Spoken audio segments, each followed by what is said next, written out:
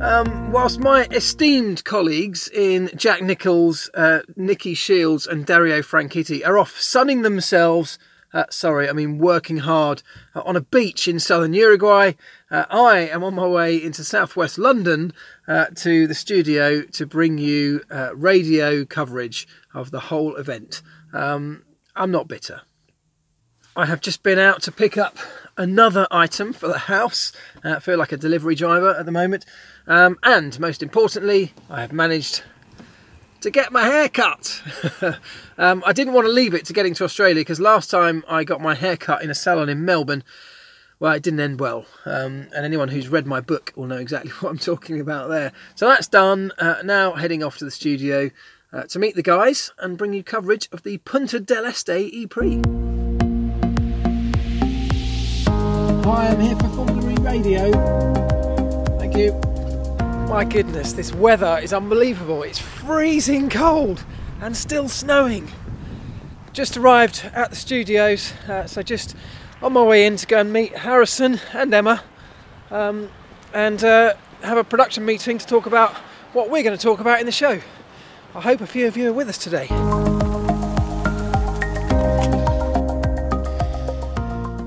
Right, just about to go into the studio to record the opener for the show.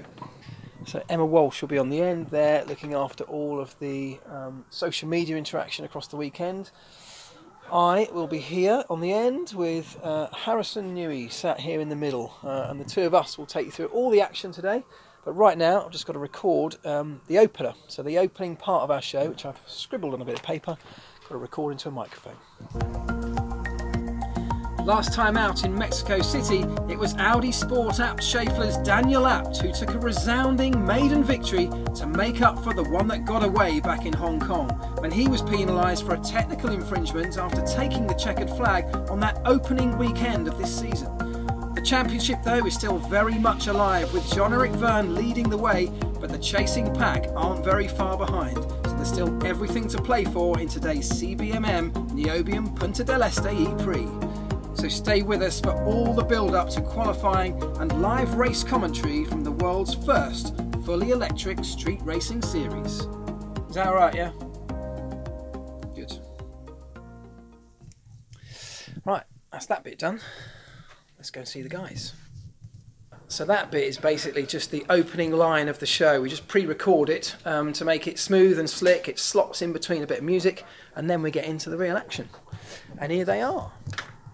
It's Emma Walsh, who you all know, and Harrison Newey. You are new to the show this week. Looking forward to it?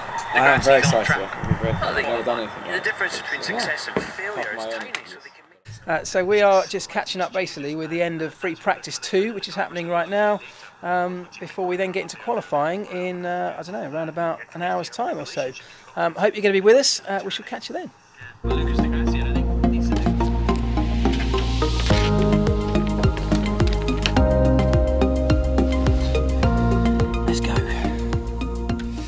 Right, time to go into the studio.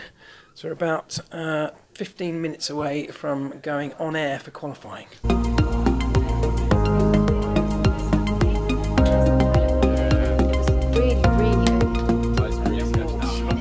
Right, qualifying done then. As it stands, Lucas Di Grassi on pole position, although he is under investigation from the stewards for cutting the chicane, hitting the bollard, which has become quite controversial.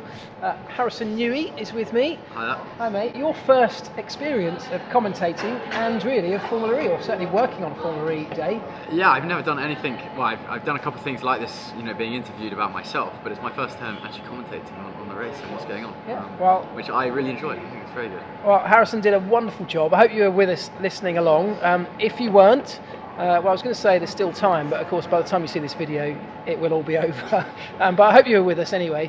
But yeah, you did a great job. It was really good. And one of the things with Formula E is we always get massive drama, even on a circuit that looks like you're not going to get overtaking, or it could be pretty kind of mundane and sterile. You always get something, and we had it again today. Yeah, I mean there was a lot of crashes in qualifying, and I don't know how much passing there's going to be. We were just discussing this, but there might be some forceful moves which result in a lot of action. So I'm really looking forward to the race. I think it'll be really fun. And quite action-packed. There's a couple of people that need to make up a lot of places as well. Yeah, I told this lot the other day on my YouTube channel that I was doing this with you, and I said to everybody at home, what do you want me to ask Harrison Newey?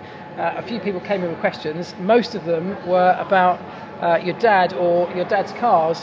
One of them I liked. Have you ever driven any of your dad's racing cars? No, unfortunately I haven't driven any of my dad's. I sat in a lot of them and pretended I was driving, but I've never actually got to drive one. I was meant to drive the FW14B Williams at the 50th anniversary at Silverstone this year. Unfortunately, we didn't manage to make that, and I couldn't do that, so that was a bit of a shame because I would have enjoyed that. But one yeah, day. Apart from that, one day, hopefully. And yeah, I'd like to get out in a couple of his others. Yeah, well, I hope we'd all love to see that, I think, wouldn't we? Emma, Miss Emma Walsh is here as well. Emma is a regular on this show, as you all know. Emma has always got lots of people who interact with us on social media, don't they? It's so busy, yeah. It causes such a kind of discussion for me, doesn't it? Yeah, massively. You're across all of that. Absolutely, yeah. We're getting some good tweets in. It's always action-packed. We find all these races, aren't there? There's always something going on, so it's actually quite interesting to watch, and therefore we get a lot of feedback from the people watching as well. Yeah. Absolutely. Well, we have just had our lunch, which is probably the most important part of the day, before we get back in the studio very shortly to go and commentate on the race. So, yeah, we're looking forward to a really good one. It's in a beachside location, literally on the beach at this racetrack, which does mean there's sand blowing all over the racetrack, which makes it pretty tricky. But as Harrison said there, it's going to be action-packed, and I'm pretty sure we're going to see some cars in the wall, which I hope doesn't bring out red flags, because as a commentary team, that always means filling for a long, long time. But I think we're going to get loads of action. So, well, if we have a red flag, Emma's going to fill us in with some great I've questions. got lots of things to chat about. All right, let's get back to it. See you later.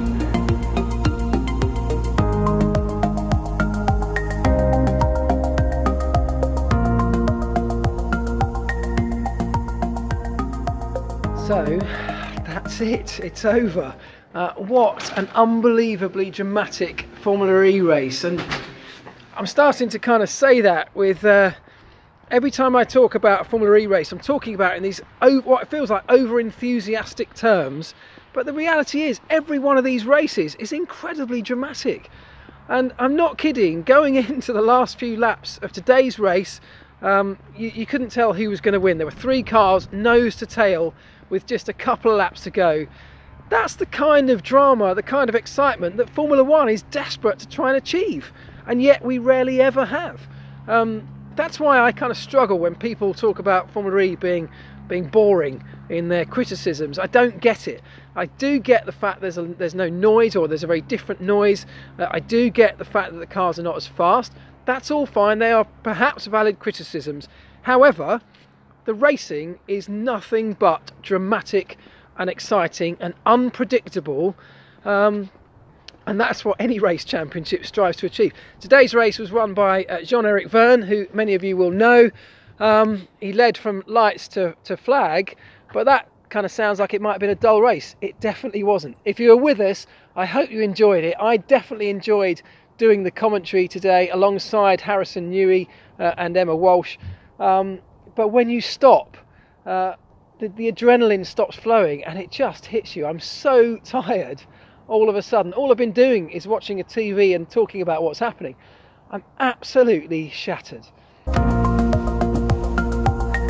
Still snowing.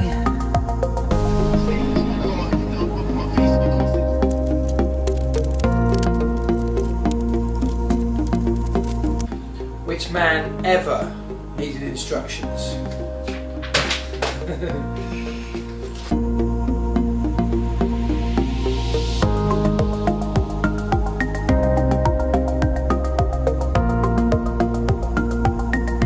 Okay, I may actually need the instructions after all.